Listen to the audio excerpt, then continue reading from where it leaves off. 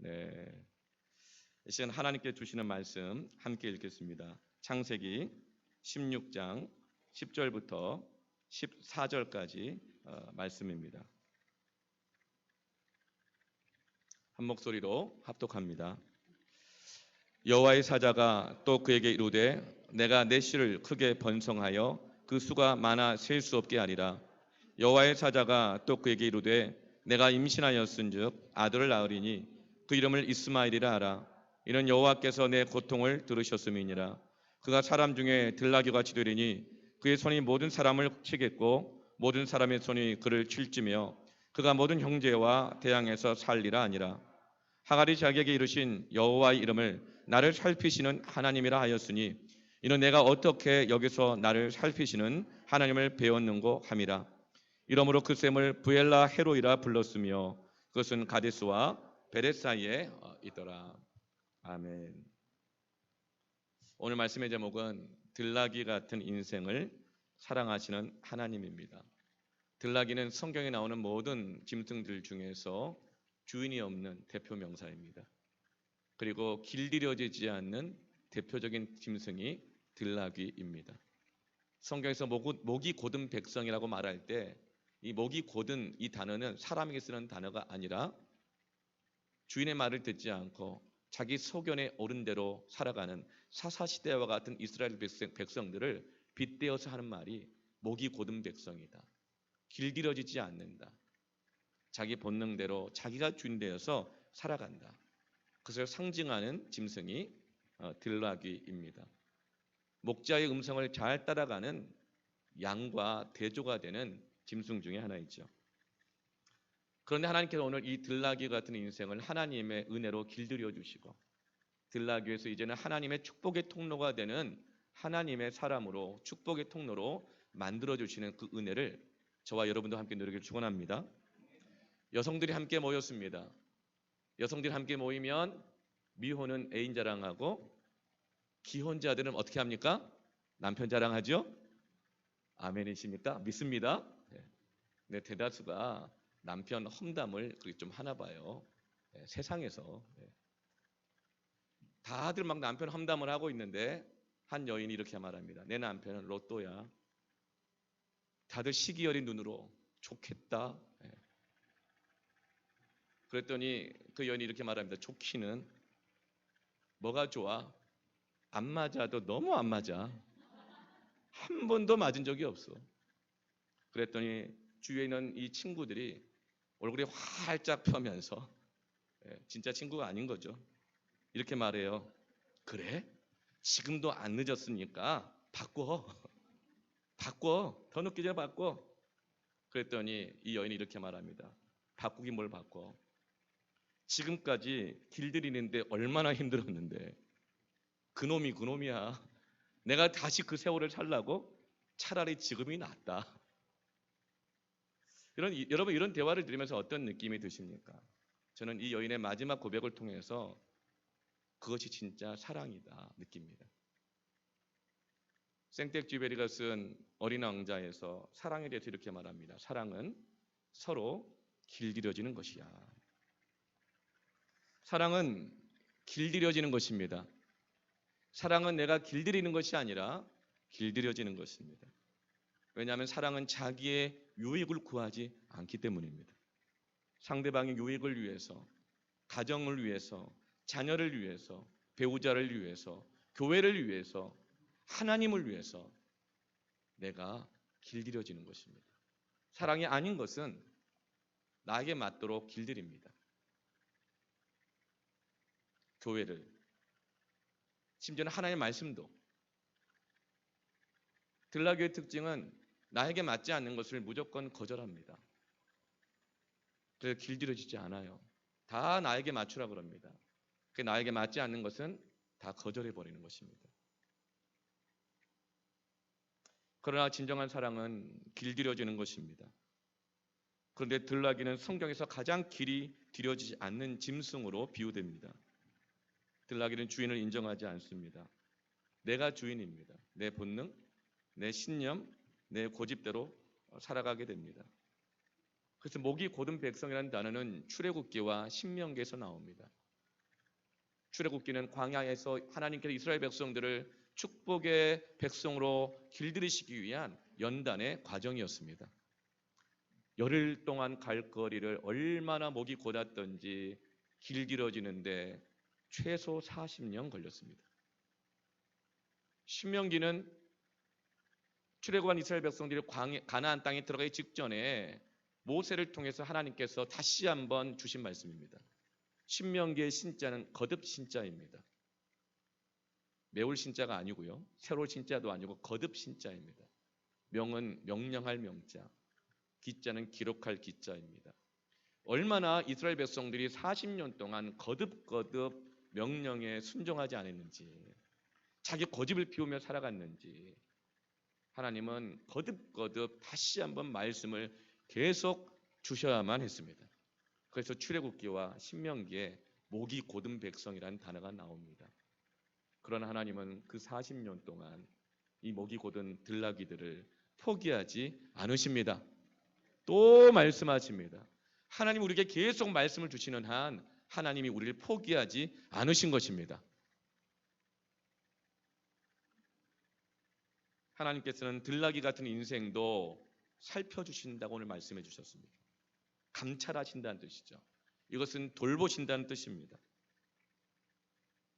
창세기는, 우리가 읽은 창세기는 먼저 우리가 읽도록 주신 말씀이 아니고 첫 번째 1차적인 독자가 누구냐면 애굽에서 430년 종로로 타다가 출애굽해서 광야에서 연단의 길을 가고 있는 이스라엘 백성들이 읽으라고 하나님이 모세에게 주신 말씀이 창세기입니다.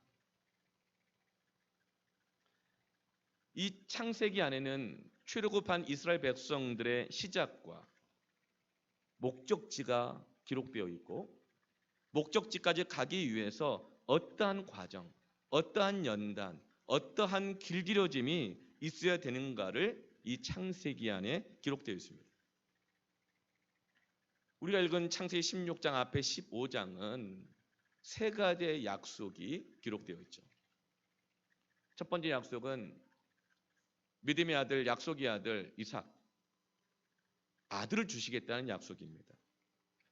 그래서 그 아들을 통해서 큰 백성을 이루시겠다는 거예요. 그런데 그 다음 두 번째 약속이 그 백성들이 애굽 땅에서 포로로 종살이로 400년이 넘도록 연단을 받아야 된다. 그 말씀이 기록되어 있습니다. 그리고 세 번째 약속, 그러나 하나님께서 지금 너희들과 같이 출애굽시키셔서 종살이 하던 곳에서 떠나게 하셔서 이제는 하나님이 너희들에게 정말 약속하신 그 약속의 땅으로 들어가게 하실 것이라는 이 세 가지의 약속이 있습니다. 그 시작과 과정과 목적지가 있는 것입니다. 우리의 시작과 과정과 목적지를 알고 신앙생활을 해야 됩니다. 우리가 뿌리가 무엇인지, 어떤 과정이 있는지, 우리가 정말 가야 할 목적지가 어디 있는지, 나의 자리매김해야 될 자리가 어디 있는지 이것을 알고 가야 하는 것입니다. 하나님은 말씀을 통해서 선한 목자의 음성을 통해서 그 길을 가야 할 양들에게 계속 이 말씀을 주시는 것입니다. 그렇게 출발했습니다. 그렇게 가고 있습니다. 그런데 문제를 만나게 되어지죠. 오늘 16장 1절 우리가 읽지는 않았지만 1절 말씀에 아브라함의 아내 사레는 출산하지 못했다고 기록됩니다. 약속의 말씀이 그 시작부터 문제가 생긴 거예요. 이루어지지 않는 거예요. 하나님이 분명히 약속을 주셨는데 약속이 이루어지지 않는 거예요. 문제가 생긴 것입니다. 왜 그럴까요?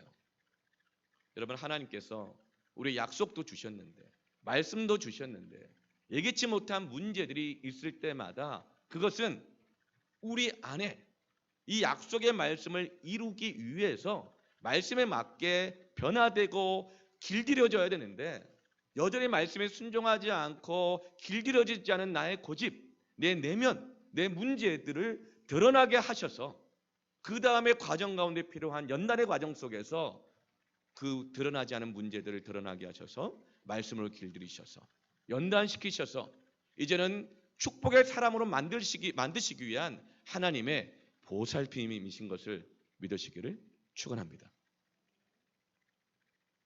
시작부터 문제가 생겼어요. 약속을 주셨는데 아들이 없어요. 그런데 여러분, 이 사례는 순종하는 여인입니다. 이 여인에게 무슨 문제가 있어서 그런 게 아니에요. 문제가 없는데 아이가 없어요. 왜 그럴까요? 사례 안에 하나님이 길들이시길 원하는 문제가 있는 거예요. 사례는 순종하는 여인이었습니다. 아브라함을 꼬박꼬박 주라고 불렀어요. 여러분, 남편은 주라고 했습니다. 구약에만 아니라 신약에도 그렇게 기록되어 있어요. 여러분, 남편을 주님 대하듯 주께 대하듯 대하라는 말씀에 할렐루야가 나오시죠? 아멘. 네. 사라가 그랬어요. 순종했습니다. 심지어는 애굽에서 남편이 자기를 누이라고 속여서 팔아먹었는데도 순종했습니다. 아브라함이 75세의 다 늦은 나이에 하나님이 아들을 주시다는 약속을 받았다고 사라에게 말을 했을 때 사라는 남편이 하나님의 말씀을 받은 것 그것을 철석같이 믿고 순종하며 기다렸습니다. 창세기 16장에 이를 때까지 몇 년을 기다렸을까요? 그렇게 남편을 꼬박꼬박 주라고 부르며 때로는 정말 주라고 부르고 싶지 않은 상황에서도 주라고 부르고 순종하며 남편을 통해 받은 약속의 말씀을 그 언약을 믿고 기다리면서 10년을 기다렸어요. 10년을. 그런데 아이가 안 생겼어요. 남편이 자기 입으로 얘기를 했으니까 아이가 생겨야 되는데 안 생겼어요. 그러면 뭔가 언질이라도 줘야 되잖아요. 근데 남편이 아무 말도 안 해요. 답답해요. 뭔가 대안이라도 얘기를 해줘야 되는데 아무 말도 없어요. 아무 일도 하지 않아요. 어쩌자는 건가? 그때 사라는 마음으로 이렇게 생각합니다. 나라도 뭔가를 해야겠다. 저렇게 소통 안 되고 말도 없고 대안도 세우지 않는 우유부단하고 답답한 남편을 언제까지 믿고 기다릴 것인가? 하나님이 아들을 주신다는 말씀이 확실하다면 이제는 뭔가 나라도 해야겠다. 남편만 믿고 기다려서는 안 되겠다. 그래서 답답했던 사례가 자기 여종 하갈을 등장시킵니다. 하갈은 애굽 여인이죠. 약속의 백성이 아닙니다. 하나님의 아브라함이 주셨던 약속 말씀 안에 있는 사람이 아닙니다. 하갈은 사례에 자기 수하에 있던 사람, 자기 영역에 있던 자기 방법, 자기 뜻대로 뭔가 할 수 있는 자기 방법이었습니다. 그것을 제공하는 거죠. 그리고 또 당시에 이방 사람들에게 있어서는 자기 수하에 있는 종을 남편에게 주어서 자손을 잇게 하는 것은 아무 문제가 없었고 다들 그렇게 하는 당시의 관례였습니다. 아주 합리적인 방식이었습니다. 세상 가치였습니다. 심지어 사례가 이렇게 자기의 수하했던 여종을 남편에게 들여보낸다고 하는 것은 당시의 사회적인 관례라 할지라도 본처인 아내에게 있어서는 굉장히 자기희생적인 방식입니다. 본처가 첩을 들여서 아들을 낳겠다는 결정은 쉽지 않습니다. 그러나 사라는 속으로 생각합니다. 내가 방법을 내야겠다. 남편이 아무것도 안 하니 나라도 희생해야겠다. 그러나 여러분, 아무리 남편이 우유부단한 것 같고 자신의 결단이 희생적이고 합리적이라 하더라도 이것은 하나님의 말씀에서 나온 것이 아니기 때문에 하나님의 방법이 아닙니다. 말씀으로 주신 방법이 아니라는 거예요. 그것이 어떻게 드러납니까? 3절에 보면 아브라함의 아내 사레가 그 여종 애굽 사람 하갈을 데려다가 취했습니다. 데려다가 그 남편 아브라함에게 첩으로 주었다. 두 가지 동사를 여러분 기억하십시오. 데려다가, 취했다, 테이크. 주었다. give. 이 똑같은 단어가 창세기 3장 6절에 나옵니다. 하와가 선악과를 가져다가 take 자기 남편 아담에게 주니라. give. 사라의 행동과 하와의 행동이 똑같습니다. 하나님의 말씀에서 벗어난 것이지만 보기에 먹음직도 하고 지혜롭게 할 만큼 탐스럽다. 자기 보기에 지혜로운 거예요. 그래서 그것을 가져다가 하나님이 허락하신 것이 아닌데 남편에게 준 거예요. 그런데 아담도 어리석고 아브라함도 어리석습니다. 여자가 하는 대로 분별 없이 그것을 받아들이고 있습니다. 이렇게 말합니다. 여자 말을 들어서 손해 볼 것이 없다. 성경 잠언 1장 3절에 나오죠? 성경에 없는 말입니다. 세상의 말입니다. 상식입니다. 그러나 진리가 아닙니다. 상식을, 합리적인 방식을, 의로워 보이는 것을 하나님의 일에 적용하게 되어질 때에 문제가 발생합니다. 그러나 사라는 내가 희생해서 하는 것이니까, 또 합리적인 방법이니까, 지혜로운 거니까. 그럼 사람들은 세상에서 다 그렇게 하면, 심지어 그 사람이 희생적으로 하면 그게 다 옳은 줄 알아요. 적극적으로 지지합니다. 그러나 하나님은 이 방식을 지지하지 않으십니다. 하나님의 방법이 아니기 때문입니다. 약속의 말씀에서 벗어난 자기 방식이기 때문입니다. 그러자 사건이 이제 벌어지게 되어지죠. 사람이 보기에는 바른 길이나 필경은 사망의 길인 자기 방식, 자기 생각, 자기 신념으로 할 때에 어떤 일이 일어나냐면 4절 말씀에 아브라함이 하갈과 동침하였더니 하갈이 임신하매 그가 자기의 임신함을 알고 그의 여주인을 멸시한지라. 가정 안에 분쟁이 일어납니다. 갈등이 일어나게 됩니다. 사라는 희생했는데 하나님의 뜻을 이루어 보고자 답답한 남편 안 되겠다. 나라도 희생해서 해보자 했는데 결과는 어때요? 가정 안에 큰 분쟁이 일어나게 되어지고 희생했던 본인이 오히려 멸시를 당하게 되는 이런 일이 일어나는 거예요.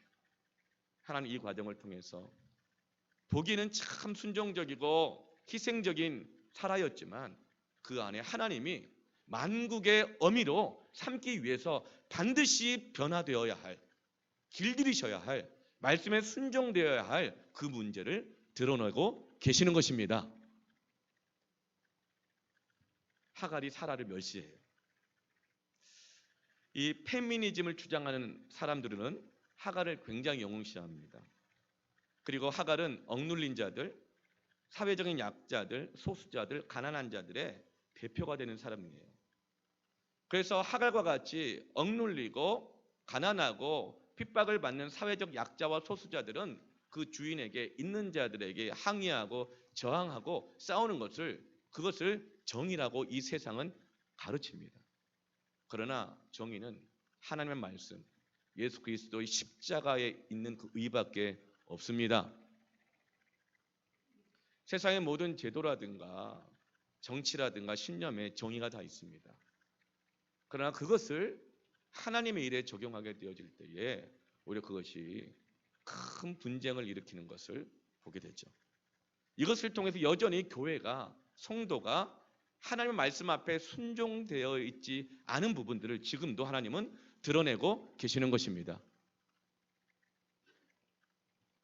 성경은 약자와 소수자들이 그에게 맡겨진 주인에게 가진 자에게 무조건 저항하는 것을 옳다 하지 않으십니다. 신약에서도 빌레몬서에서도 에베소서에도 종들아 너의 인간적인 상전들에게 복종하되 주께 복종하듯 하라.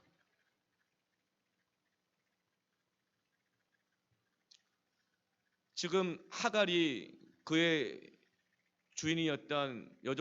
여주인이었던 사라를 핍박하고 멸시하는 것이 결코 옳지 않고 하나님이 인정하지 않는다는 것을 보여주는 그 단어가 바로 멸시라는 단어입니다. 하갈이 사라를 멸시했죠. 이 단어는 창세기 12장 3절에 나오는데 하나님 말씀하십니다. 너를 축복하는 자들에게 내가 복을 내리고 너를 저주하는 자에게 내가 저주하리라. 근데 여기에 저주라는 단어가 2번 나오죠. 이 너는 누구냐면 하나님의 백성이에요. 그러니까 하나님의 백성들을 축복하면 그 사람이 이방인이라 할지라도 축복을 받게 될 것이고, 너희가 선지자의 이름으로 선지자를 대접하면 너희가 선지자의 상을 받을 것이고, 이 말은 선지자의 이름으로 그 선지자를 대접하면 선지자가 받게 될 상, 선지자를 통해 줄 상이 너희가 선지자가 아님에도 불구하고 그 상을 받게 될 것이라고 말씀하십니다. 오늘 스승의 주일입니다. 말씀과 기도로 가르치고 사랑으로 섬기는 모든 스승들에게 대접할 때 그 스승들을 통해서 주실 그 축복을 받게 될 것입니다. 하나님의 백성을 축복하면 하나님이 하나님의 백성들이 받을 그 축복을 그들에게 주십니다. 그러나 하나님의 백성들을 저주하면, 근데 첫 번째 나온 저주가 바로 멸시라는 단어입니다. 하나님의 백성 아닌 자들이 하나님의 백성을 멸시하면 하나님께서 그들을 저주하신다는 것입니다. 지금 하갈은 하나님의 백성이 아닙니다. 그런데 하나님의 사람, 하나님의 백성, 그 하나님의 세우신 여주인을 멸시함으로 하나님의 저주를 받을 위기에 놓여 있게 되는 것입니다. 여러분, 그리스도인들이 받는 축복, 세상 사람들이 우리를 통해서 받는 축복도 어디에 달려 있습니까? 인간적인 방법이나 인간적 의로움이 있는 것이 아닙니다. 하나님의 말씀 안에서 하나님의 축복이 임하는 것입니다. 하나님과의 관계 속에서 축복이 결정되는 것입니다. 하갈이 사라를 자꾸 멸시하니까 사라가 어떻게 해요? 5절 보면 그 분노를 다 남편에게 쏟아붓습니다. 자기가 붙여놓고 나서 자기가 그렇게 해놓고 나는 이렇게 희생했는데, 나는 이렇게 순종했는데 내가 왜 이런 멸시를 당해야 되느냐고 오히려 남편에게 분노하고 다른 사람들에게 책임을 묻고 분노하는 거예요. 이게 바로 길들여지지 않은 들나귀의 특징이에요. 그러자 아브라함이 어떻게 해요? 6절에 아브라함이 사라에게 이르되 당신의 여정은 당신의 수중했으니 당신의 눈에 좋을 대로 그에게 행하라. 무슨 말이야? 당신이 한 일 아니냐? 당신이 그렇게 한 거 아니냐? 그러니 당신 알아서 해라. 책임지지 않겠다. 회피해버리는 것입니다. 이것도 길들여지지 않은 아브라함의 들나귀 같은 모습이 드러나고 있는 것입니다. 지도자는 누구냐? 리더는 뭐냐? 그 공동체, 그 가족의 구성원의 문제 어려움을 내가 대신 책임지는 사람입니다. 아버지는 자녀의 문제를 책임집니다. 남편은 아내의 문제를 책임집니다. 교사는 학생의 문제를 책임집니다. 선한 목자는 양들의 문제를 책임집니다. 그러나 리더들이 그 책임을 회피할 때에 권위를 상실합니다. 지도력을 상실하는 거예요. 지금 아브라함의 아직 하나님께서 주실 약속의 아들을 받을 준비가 안 된, 말씀에 길들여지지 않은 그 모습이 지금 들나귀 같은 모습이 또 드러나고 있는 거예요. 아브라함은 책임져야 했습니다. 중재하고 화해시켜야 됐습니다. 그러나 귀찮은 거예요. 피곤한 거예요. 그러자 이번에는 반대로 사레가 하갈을 어떻게 해요? 학대하기 시작합니다. 왜 학대할까요? 남편이 그렇게 하니까 더 화가 나는 거예요. 그래서 그 종을 더 이제 학대하고 화를 내는 거예요. 그러자 하갈이 견디다 못해 이제 그 여종이 도망을 가게 됩니다. 왜 도망을 갈까요? 그래서 지금까지는 아들 이스마엘 때문에 버티고 살았어요. 남편 나를 이뻐해주는, 아들 낳았다고 이뻐해주는 아브라함 믿고 살았어요. 그러면서 어깨 힘도 주고 주인, 여주인 사라를 무시하기도 했어요. 그런데 그 믿었던 아브라함이 문제를 회피하는 거예요. 모른 체 하는 거예요. 더 이상 의지할 데가 없어서 이제 하갈은 도망을 가게 됩니다. 이게 들나귀의 모습이에요. 문제가 드러날 때마다 도망을 하게 됩니다. 그러나 도망을 간 곳에서 또 문제가 생기면 또 도망을 갑니다.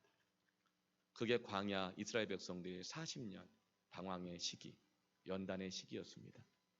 하나님이 이제 그 들나귀들의 방황의 인생을 멈추게 하시기를 원합니다. 그 안에 길들여지지 않은 문제가 고쳐지고 변화되고 회복되기 전까지는 이 방황이 끝나지 않을 것이기 때문에. 그래서 도망쳐서 술길 샘이라고 하는 그 곁에서 이제 더 이상 갈 데가 없어서 지쳐 쓰러져 울고 통곡하고 있는 이 하갈에게 뜻밖의 만남이 기다리고 있습니다. 하나님은 만남을 통해서 인도하십니다. 뜻밖의 만남이에요.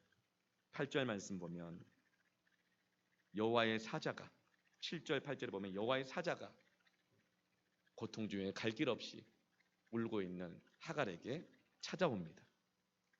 그리고 8절에 이렇게 묻죠. 이르되 사레의 여종 하갈아, 네가 어디에서 왔으며 어디로 가려느냐? 너 지금 어디에서 왔지? 그리고 앞으로 어디로 가려고 그래?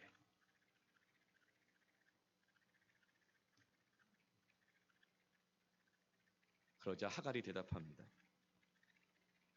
내 여주인 사레를 피하여 도망하나이다. 어디로 갈지 모르겠어요. 그냥 피하여 도망갈 뿐입니다. 갈 데가 없는 거예요. 여호와의 사자가 하갈한테 물었던 이 질문은 아내에게 선악과를 받아서 먹고 난 다음에 나무 뒤로 숨어여 피하였던 아담에게 하나님이 찾아오셔서 하신 말씀과 똑같아요. 말씀에 불순종하여 제 생각대로 했던 아담에게 하나님이 찾아오셔서 뭐라 그래요? 아담아, 네가 어디 있느냐? 아담이 대답해요. 내가 두려워 숨었나이다. 이것이 바로 말씀을 받았으나 말씀대로 살아갈 수 없고 축복의 사람이 될 수 없는 길들여지지 않은 모습이 드러나고 있는 것입니다. 여러분, 문제가 생겼을 때 두려워서 피한다고 도망친다고 되는 것이 아닙니다. 이 모습을 반복적으로 볼 때 우리는 이것이 누구의 문제라기보다 하나님이 나를 축복의 사람으로 만드시기 위해서 이 길들여지지 않은 들나귀의 기질을 드러내시고 나를 만지시고자 하시는 축복의 손길임을 믿으시기를 바랍니다. 그래야 정죄당하지 않습니다. 그래야 나를 이렇게 방황하게 하는 사람들을 정죄하는 시험에 들지 않습니다. 이것은 하나님의 보살피심이요 축복의 과정입니다. 들나귀 같은 하갈에게 하나님의 사자가 말합니다. 9절에 여호와의 사자가 그에게 이르되 내 여주인에게로 돌아가서 그 수하에 무엇하라? 복종하라.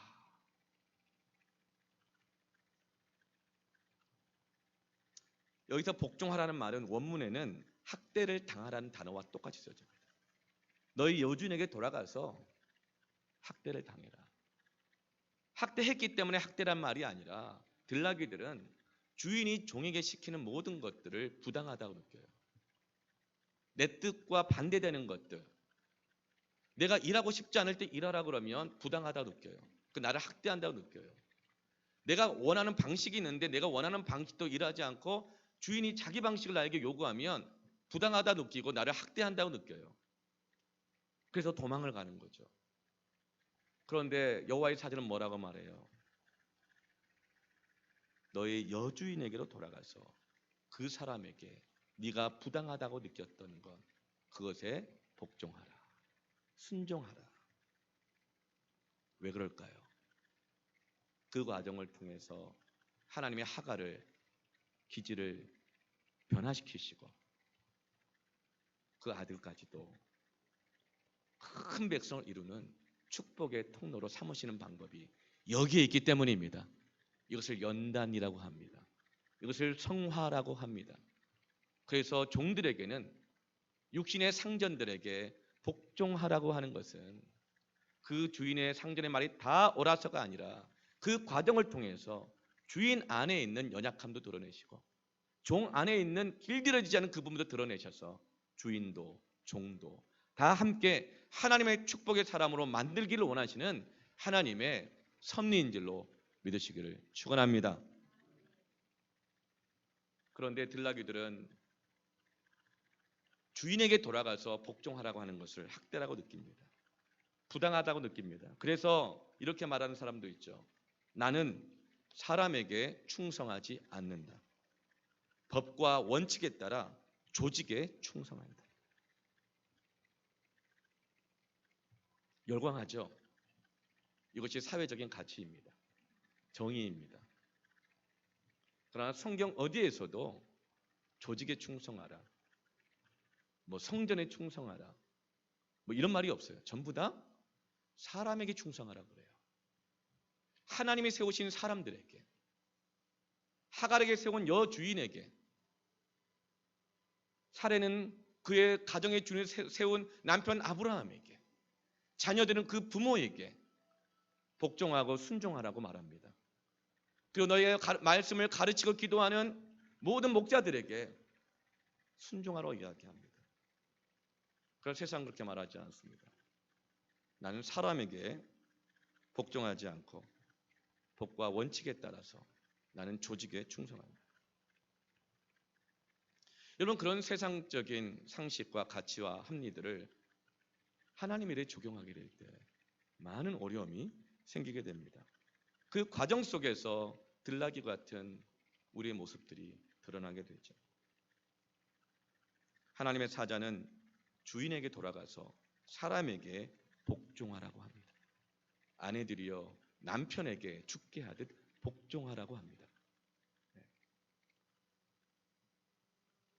왜냐하면 우리가 회복되고 축복을 받을 길은 내가 옳고 그르고의 문제가 아니라 하나님께서 주시는 약속의 말씀대로 순종할 때, 하나님의 자리매김하신 그 은혜의 울타리 안에 들어갈 때에 하나님이 붙여주신 아브라함 안에 있을 때에만 그 약속의 말씀이 그를 변화시키고 축복을 준다는 것을 믿으시기를 바랍니다. 그러므로 힘들어도, 내가 비합리적으로 느낀다 하더라도, 비효율적인 것 같아도 교회 가면 봉사하고 때로는 부당하게 보이는 게 있고 나를 힘들게 하는 게 아닌가 이렇게 느낄 때라도 여러분, 교회를 떠나지 마시고 교회를 다녀야 합니다. 왜냐하면 하나님은 교회를 만민을 위해 기도하는 곳으로 삼으셨고 열방의 축복의 통로로 교회를 삼으셨고 교회는 진리의 기둥이요 터 위에 세워졌으며 교회를 이루시기 위해서 성령이 임하여 주셨고 지금도 예수를 믿는 사람들의 모임인 교회를 통해서 약속의 말씀을 계속 주고 계시고 하나님의 일을 이루어가고 계시기 때문입니다. 여러분, 참 좋은 교회 만나기 로또 맞기보다 힘들 수 있어요. 안 맞으니까. 여러분, 교회는 떠나지 마시기를 바랍니다.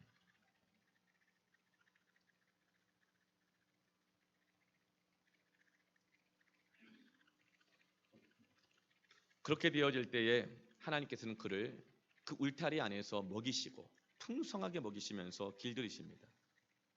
그럴 때 어떤 하나님의 은혜가 약속되어 있죠? 10절 말씀 같이 한번 읽어볼까요? 시작. 여호와의 사자가 또 그에게 이르되 내가 내 씨를 크게 번성하여 그 수가 많아 셀 수 없게 하리라. 아멘. 하나님의 축복이 약속되어 있습니다. 여러분, 우리가 세상에서 볼 때 열심히 하고 노력하면 세상이 인정해 줄 것 같죠? 세상 가치, 세상의 스케줄, 세상 사람들 요구에 잘 맞춰주면 인정해 줄 것 같죠? 그런데 아니에요. 세상은요, 우리가 아무리 바르게 살아도 세상의 기준을 잘 지켜도 이상하게 미워해요. 이사야 말씀에도 세상이 너희를 미워하거든 이상히 여기지 말라 그랬어요. 희생적으로 해도 세상 가치도 딱 맞춰가지고 맞춰줘도 이상하게 미워해요. 이상하게 멸시해요. 잘하면 잘한다고 미워하고 못하면 못한다고 미워해요. 우리가 축복을 받는 자리는 어디일까요? 세상의 자리가 아니라 하나님께서 정해놓으신 그 자리에 있는 것이 축복인 줄로 믿으시길 바랍니다. 그래서 신앙은요, 자리 싸움이에요. 하나님이 정해놓으신 이 은혜의 울타리 안에 벗어나지 않는, 뺏기지 않는 이 자리 싸움을 잘 하시기를 축원합니다. 최고의 축복의 자리 싸움은 뭐예요? 예배를 지키는 것입니다. 예배의 자리야말로 축복의 자리입니다. 잃어버리고 포기하지 말아야 될 축복의 자리입니다. 하나님이 정하신 교회라는, 예배라는, 가정이라는, 나의 사명의 자리라는 이 은혜의 울타리 안에서 하갈이 다시금 돌아가게 되면 어떤 일을 겪게 된다고 하나님 말씀해 주실까요? 12절에 보면 그가 사람 중에 들나귀 같이 되리니 그의 손이 모든 사람을 치겠고 모든 사람의 손이 그를 칠지며 그가 모든 형제와 대항해서 살리라 하니라. 그렇게 순종해서 돌아갔는데 네 아들이 어떻게 살 건지를 말씀해 주셔요. 들나귀 같이 된대요. 그래서 모든 사람이 네 아들을 칠 거래요. 그리고 아들도 가만히 안 있는데요. 모든 형제와 갈등하며 대항하며 살게 될 것이라는 거예요. 이 말씀을 해주셨어요. 그런데 놀라운 것은 하갈이 13절에 뭐라고 고백해요? 하갈이 자기에게 이르신 여호와의 이름을 나를 살피시는 하나님이라 하였으니.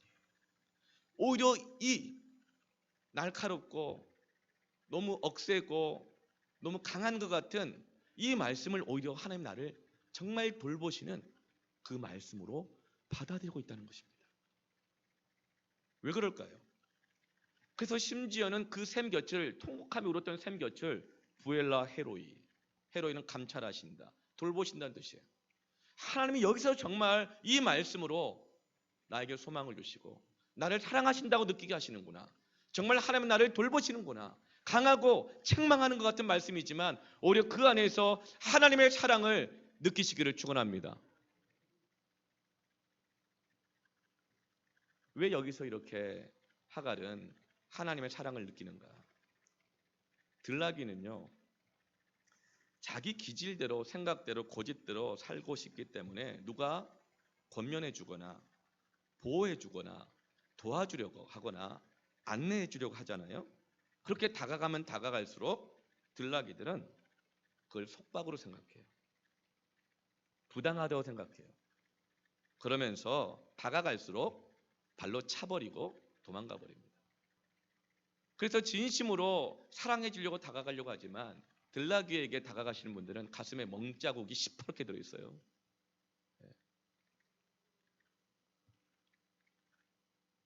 이 들나귀들에게는 여러분 언제 다가가야 될지 아세요? 자녀들 중에서 들나귀 같은 자녀들이 있죠? 없어요? 부부간에 들나귀 같은 남편, 아내 있어요? 네. 하나님의 사역자를 하더라도요, 들나귀 같은 사람이 있어요. 누구죠? 요나. 하나님 말씀하시니까 싫은 거야. 도망가 버려. 물고기 배에 삼키게 하고 강제로 그냥 거기까지 데려다 놓으니까 뭐라 그래요? 하나님이 하라고 하신 말씀에 하기 싫어. 그런데 어떻게 해요? 예, 알았어요. 하죠 뭐. 하면서 사흘 동안 다녀서 해야 될 일을 한나절 만에 끝내버려요. 뭐 그렇게 하죠 뭐. 그게 누구예요? 나예요. 그런 사역자가, 그런 직분자가 나예요. 그런 들나귀들에게는 언제 어떻게 다가가야 할까요? 뱀 같은 지혜가 필요합니다. 아무 때나 다가가면 채여요. 그 들나귀가 더 이상 뛰어다닐 수 없을 정도로 상처 입거나 병들었을 때에, 도망치다가 자기 가고 싶은 데로 가다가 더 이상 갈 곳이 없어서 막다른 골목에 이르렀을 때에, 그때까지 기다려야 합니다. 기도하면서 그를 기다려야 합니다. 그냥 기다리는 게 아니에요. 기도하면서 기다려야 합니다. 그리고 그가 울 때, 더 이상 방법이 없다고, 아프다고, 힘들다고 울 때, 그때 다가가야 합니다. 그리고 말해야 합니다. 네가 왜 이러는 줄 알아? 이거 아닙니다. 네 문제가 뭔지 알아? 이거 아닙니다. 네가 뿌린 거 네가 거두는 거잖아. 이거 아닙니다.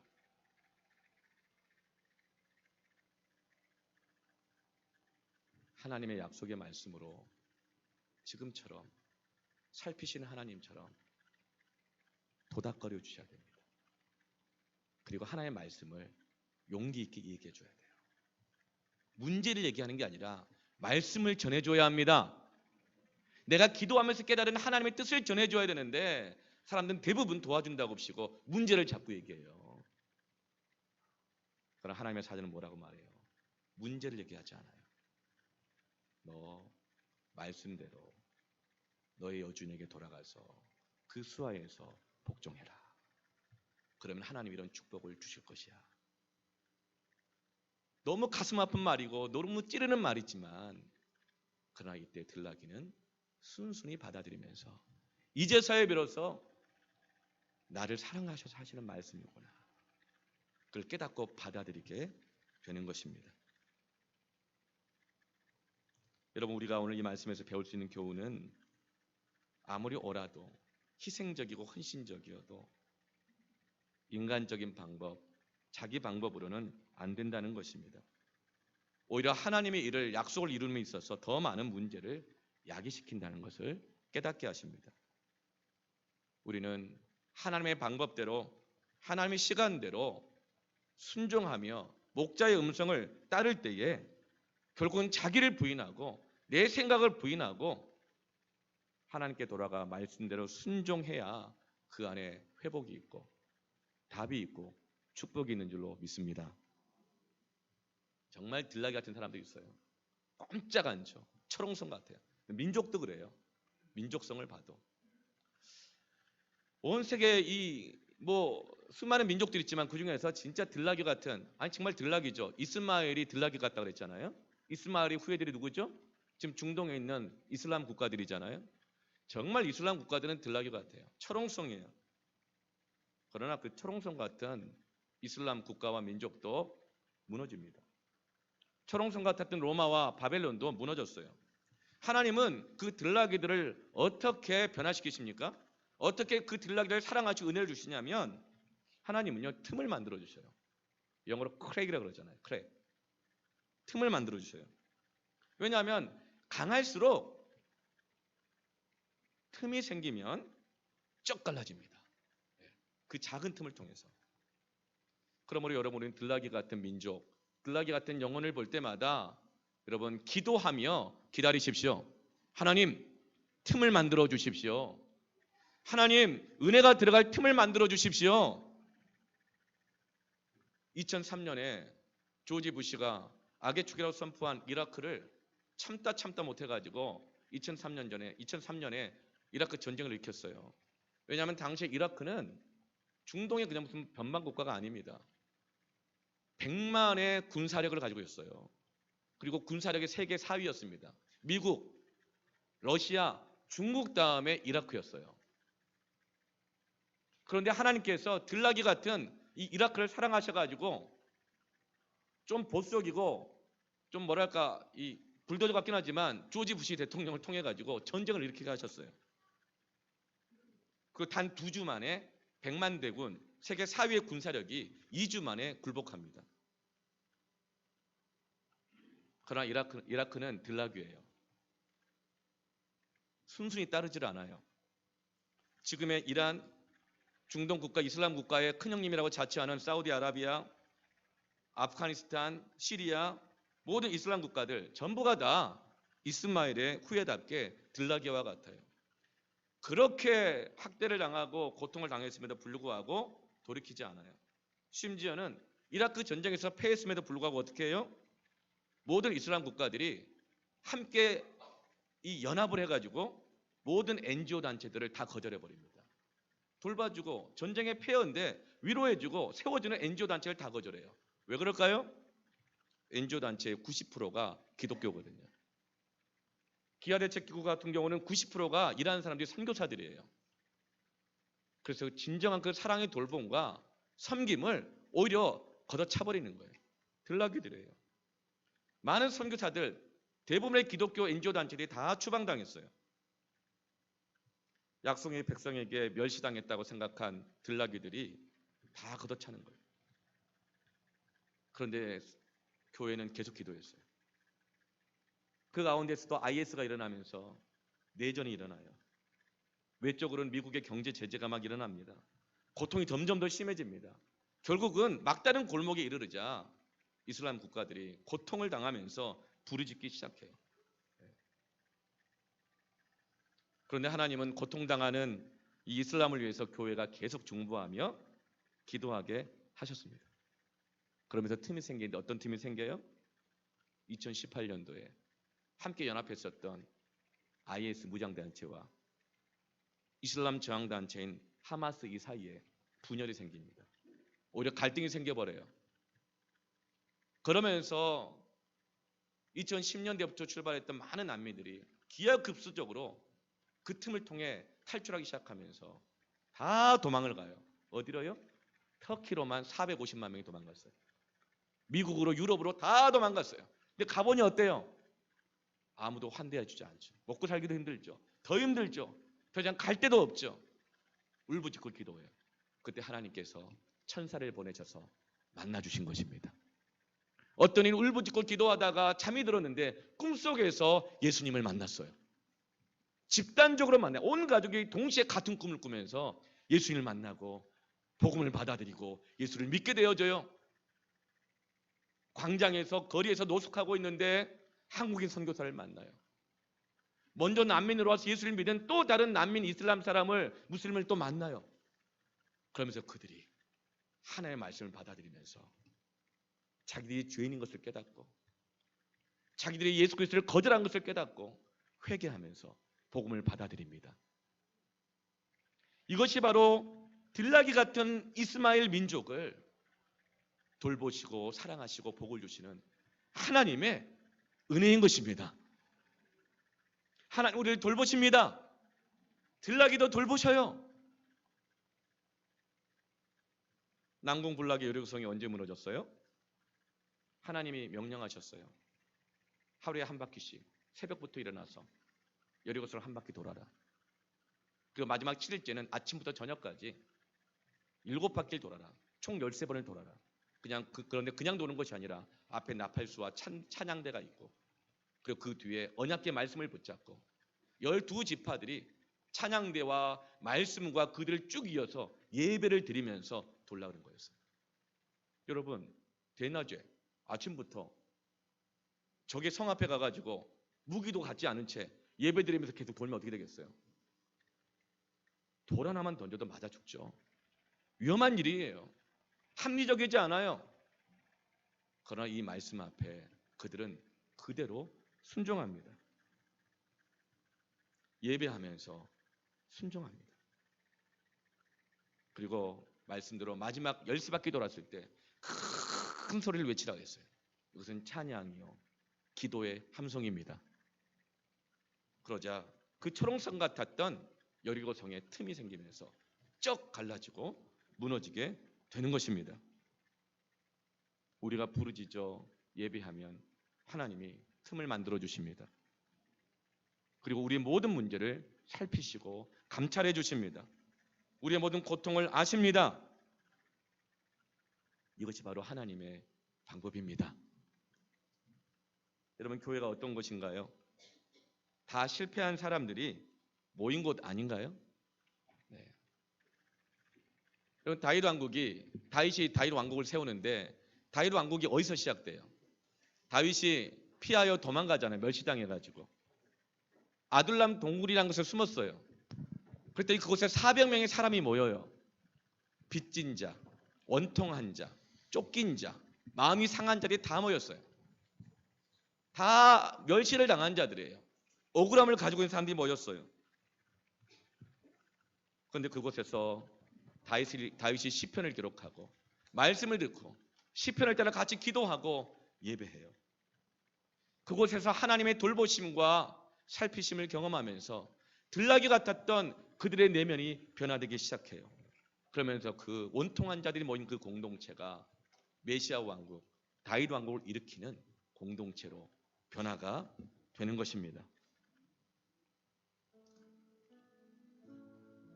사랑하는 성도 여러분, 지난 3개월 동안 많이 힘드셨죠? 사정은 저마다 다르지만 어떤 분은 사업 때문에, 어떤 분은 자녀 때문에, 어떤 분은 부부관계 때문에, 어떤 분은 몸이 아파서, 어떤 분은 예배를 드리기가 어려워서. 이 문제를 통해서 우리는 하나님 앞에 여전히 길들여져야 될 문제들이 드러났을 것입니다. 이제 하나님이 우리를 보살피시기를 원하십니다. 다가오셨습니다. 안아주십니다. 그리고 너 어디로 가느냐? 너 어디 있느냐? 내가 너에게 주는 은혜의 울타리 안에 돌아가라. 그 울타리 안에서 이제 새롭게 시작하라. 나는 너를 축복의 통로로 변화시키기를 원한다.